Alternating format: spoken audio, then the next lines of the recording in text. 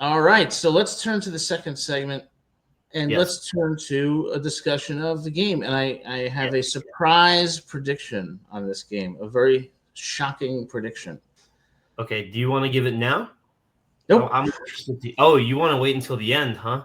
I want to wait until the end, yes. All right, well, I got you in the meantime with some over-unders from the sports books and some stuff that I've made up too. And I want to All right, let's hear it. over or under. So from the sports book, from FanDuel, I should say, they have the over-under total points for this being 46.5. Do you think that goes over or under? Over. Over. I think over too. But our defense against Ohio, that it might be the difference maker for that. Because, is Navarro gonna rush for 150 yards, throw for 200, get 5 total touchdowns, or are we gonna contain him and he has 2 total touchdowns? Well, that's the question. And when AJ Surace tore up that defense in that spring game, it didn't mean we had a bad defense. It means there was a lot to work on. And since then, let's hope that they've come together, because they do have great transfers, and I think they've got the hunger, and I think they're going to have a defensive line that's much improved. But your first game against a dual threat quarterback who arguably is prone to mistakes kind of means it's one of those things where it's probably going to be either or. Navarro goes off or Navarro bombs. And I think I'm going to predict exactly what happens. And hopefully I'll be half right and half wrong. I'll leave it at that. Yeah, I mean, you're right. That is what it comes down to. So sort of on the same page, FanDuel has the spread as us being 14.5-point favorites. Do you think we cover that, or do you think Ohio covers? Ohio covers. I agree. I still think we win, but I think we win by like 10. Because I think that that Navarro he's going to be tricky. He's going to have a good game against us. Jason, you seem to disagree then, huh? 41. Always good to see Jason O here. Jason O has outstanding knowledge of college football and Rutgers, and Jason O predicts 41-10 in favor of the Scarlet Knights. And Jason, I hope one day you take off the Heisenberg mask and come on the show and talk to us, because you seem to know your stuff, man. Now I'm starting to think about Gus Fring. Oh my God. Okay, hot take real quick, but Better Call Saul is as good as Breaking Bad. Yes, at least as good. You have to watch both before you disagree with me, because a lot of people will disagree without watching. I will say that I'm an attorney, and Saul gives us a horrible name, just a horrible name. Yeah, Jimmy's good, but Saul. And anyways, no more spoilers, because that in itself might be. Ethan Kaliakmanis, over under. These are now my stats, my over unders. Over under 2.5 touchdown passes. Wow. Over. You think he gets 3, 4, 3? 5? Yes. 3? Do you think he gets over or under half of a rushing touchdown? Under. Okay. So 3 touchdown passes, no rushing touch. Ethan's not here to run this year. He is not. That is fair. Ethan's here to show that he belongs at the NFL Combine. He belongs on a team in the NFL, and to do that, he doesn't. It's not that he has to improve his talent, his arm strength. He's got the skills. He's got to improve his decision making and those intangibles. That is true. And we have 4 running backs now that can do a little something. We have DT that can run on a wide receiver run. So, yeah, I agree with that, unless it gets to 4th and inches at the goal line. Well, let me ask you this. Let's say Ohio rushes 3 and drops 8. That's what I'm concerned about. They're not going to let those receivers run well. Ohio typically has a solid defense, and they've lost some personnel on defense, certainly, but they're always well coached, and they are going to, present a formidable defense and an offense. So if I were them, I would drop 8 and say, beat us running the ball. And even though that has been our strategy, right, for several years now, is running the football. Probably Yeah. since at least since the Mohamed Sanu days. Yeah, I think what Ohio's going to do is try to slow the game down. They're not going to give up any huge plays. They're not going to, they're going to make us drive the ball down the field. And I think their strategy is going to be to bend but don't break, especially in the red zone. Yeah, I'm excited to see how we can overcome that. So over or under 1.5 total rushing touchdowns for Rutgers football? Over. Do you have a certain breakdown of who scores how many? I think that C.J. Campbell and Antoine Raymond are going to lead the rushing attack, and I think they're going to probably score. I mean, it's hard to predict, but I think they're probably going to have 2 rushing touchdowns.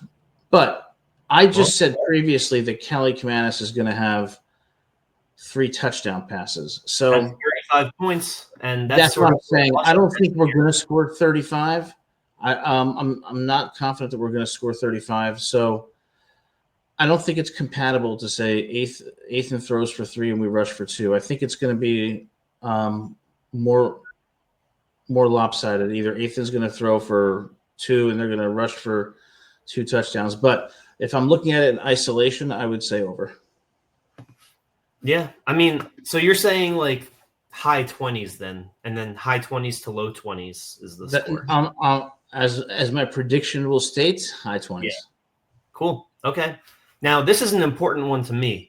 Ethan Kaliakmanis over under 0.5 interceptions.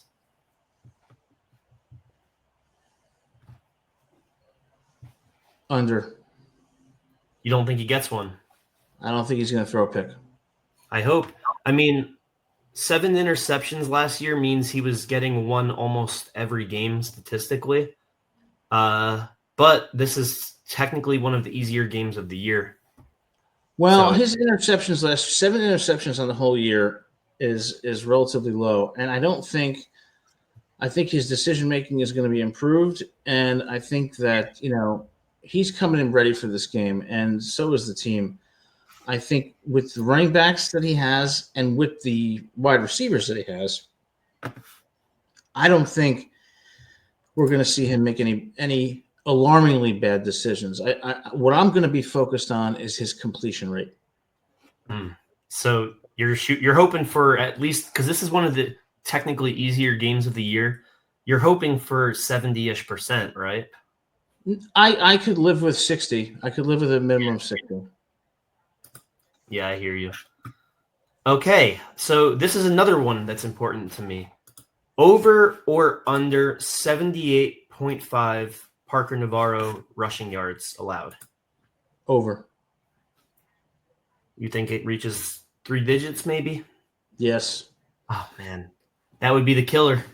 Well, it only takes one long run to distort the statistics. And I think Rutgers is probably going to give up, like any team would, a few big plays in the game. And I think 1 or 2 of those big plays is going to come with Navarro on the ground. Now, does that mean he's going to run consistently over the Rutgers defense? No, I don't think he will. Well, the thing is with quarterbacks, a lot of those breakout runs don't really happen. It's really like they run back in the pocket, they see nothing, they run 10 yards, or they do a RPO and then run up the middle, get 8. It's kind of like that, at least with the scrambling quarterbacks. So it's like they will get those long runs, but you really don't see it as much as with like running backs per se. No, but I think Rutgers, they're going to have a couple of busts, a couple of growing pains. It's a lot of new personnel on defense, a lot of transfers. I think there's going to be some growing pains in the first game. Well, there will be some lapses of judgment in week 1 for sure. So hopefully that comes with the Ohio offensive line having lapses of judgment, because my last over-under for this is over-under 1.5 Eric O'Neal sacks. Over. And it's a mobile quarterback. Yeah, but I think that Rutgers' defensive line is going to get pressure at the right times. And I think they're going to get to the quarterback, and I think Eric O'Neill is going to have 2 or 3 sacks. And possibly a forced fumble. Over under 4.5 team sacks. If you're saying Eric O'Neill is getting 2 or 3. Given that he's a mobile quarterback, I would say over. Oh my gosh. All right. Hot takes. Let's see. I got over 46.5. I agree with you there. I agree with that we don't cover the spread. Ethan over under 2.5 touchdown passes. I think he'll get 2. And then we'll get 2 or 3 rushing touchdowns. I could see CJ getting 2 of them and Ethan getting a sneaky one. That's sort of how I predict that'll happen. How about this? Over under DT Sheffield, 1.5 touchdown receptions. Oh, 1.5. I think he'll certainly get 1. But the thing is, like, everyone knows he's good. He's one of the rare guys on our team that like everyone actually like respects. So I might have to go the under. I'm going to be really, really interested to see how they scheme up the offense. I'm saying he gets 1. I'm saying he gets 1. He gets like his 80 to 90 yards, 6-ish receptions. Yeah, like he'll be the guy, but I don't think he'll have like a Calvin Johnson type game. You know. Will there be a surprise breakout star for Rutgers that we really haven't been talking about? Well, I've been talking about him, but not many other people have. I think Colin Weber has a great game week 1. Yeah, I figured, the tight end position. We're going to see how that plays out.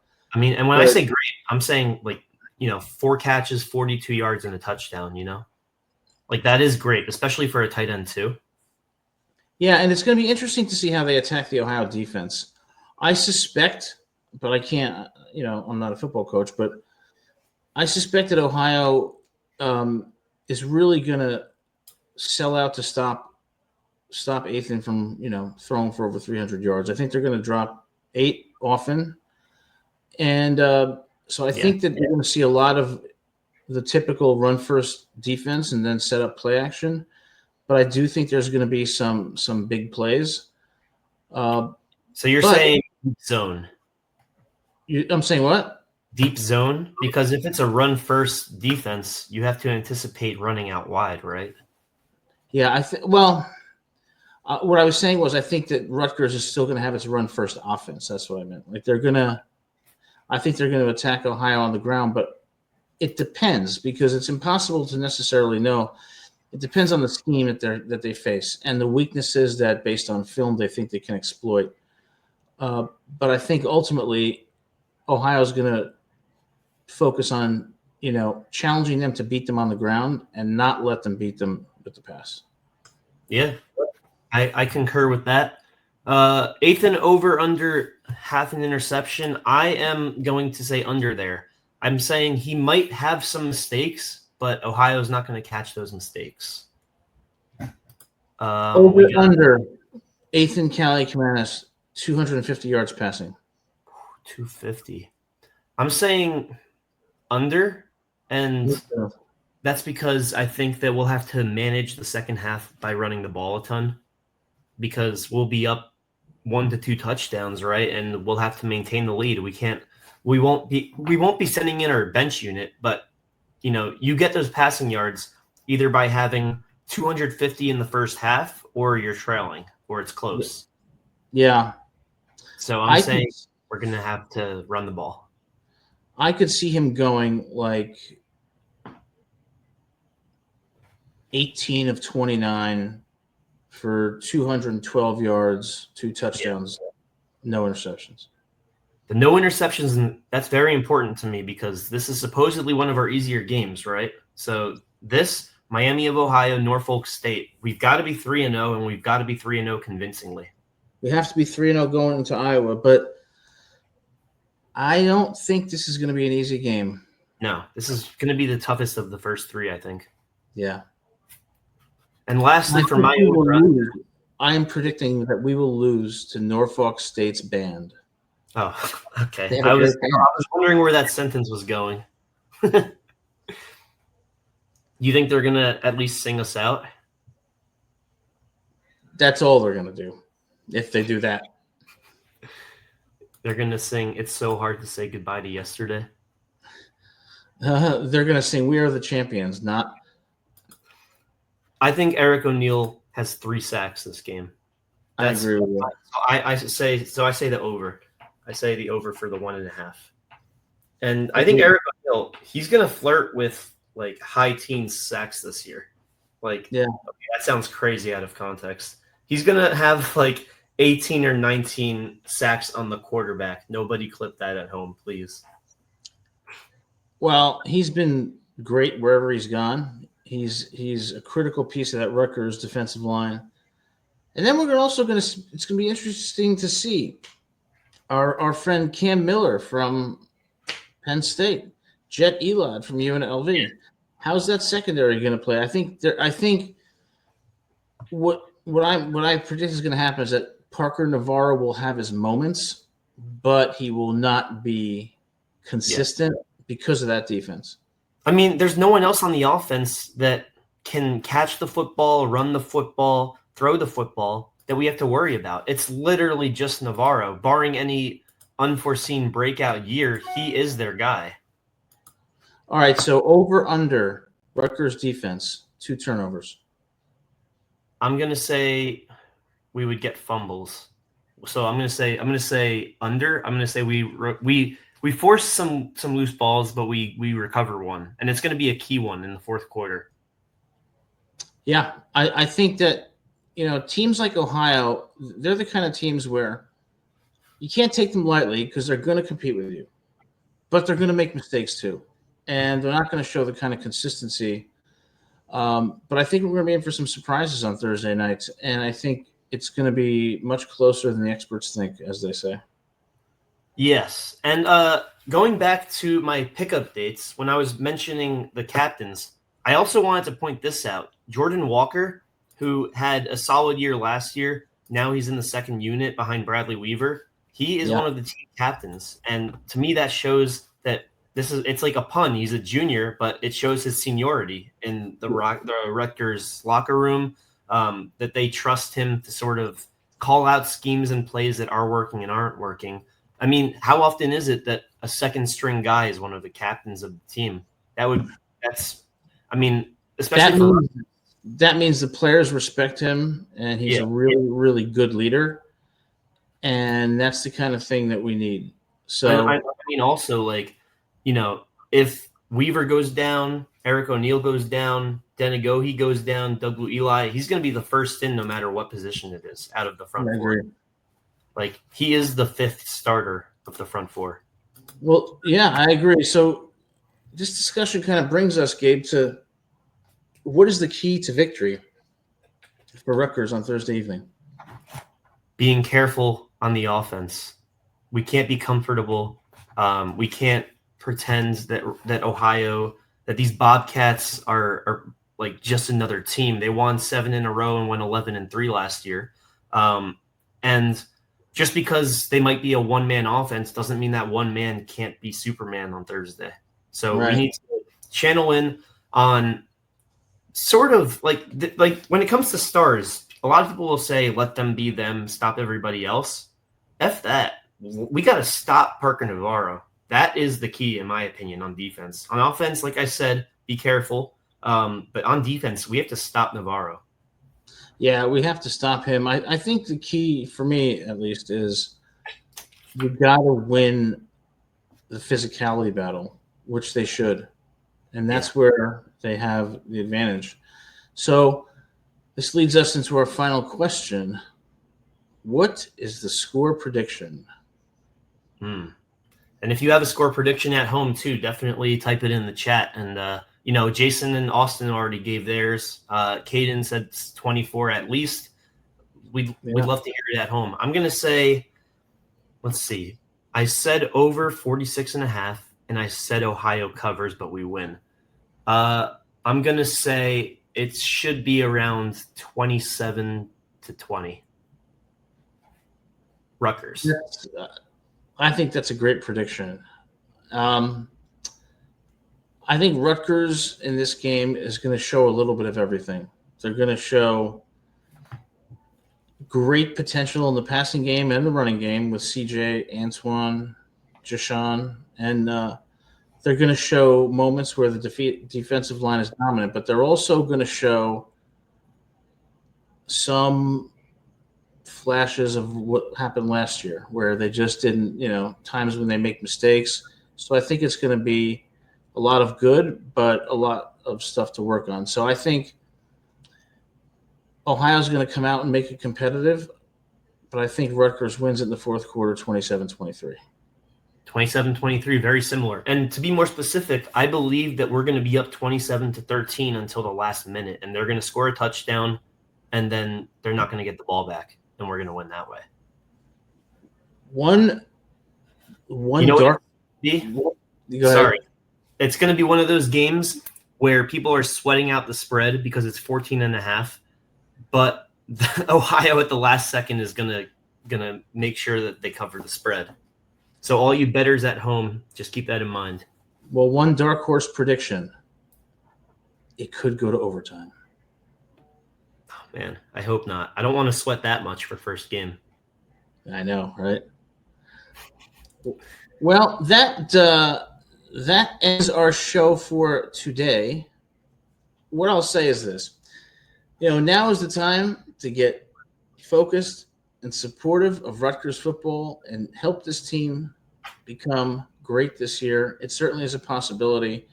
And we're going to have a special show Friday morning at 10 a.m., post-game show, analyzing the Ohio game and the upcoming game against Miami. So be here, 10 a.m. Friday. And going forward, we'll always have post-game immediately after the game. Yeah. So Friday at 10 a.m. Then we'll be back here next Monday at 7 p.m. And then going forward from there, we'll have our post-game show right after the game. Any final thoughts? This is how it's going to be, folks. Post-game, we're going to give our raw, honest, emotional reactions. It could take 5 minutes if it's a blowout that doesn't need talking much. It could take 2 or 3 hours because those are the shows that you get to call in. You get to rage bait us. You get to celebrate with us or celebrate against us. And those are going to be the fun shows. Mondays, we're going to be previewing the following week, and you guys get to give your input too. But definitely tune into these post-game shows. You do not want to miss them. You don't want to miss Adam Lamparello's blood pressure skyrocketing, and you don't want to miss me trying to cool him down while also grilling this team with some sense or celebrating their victories.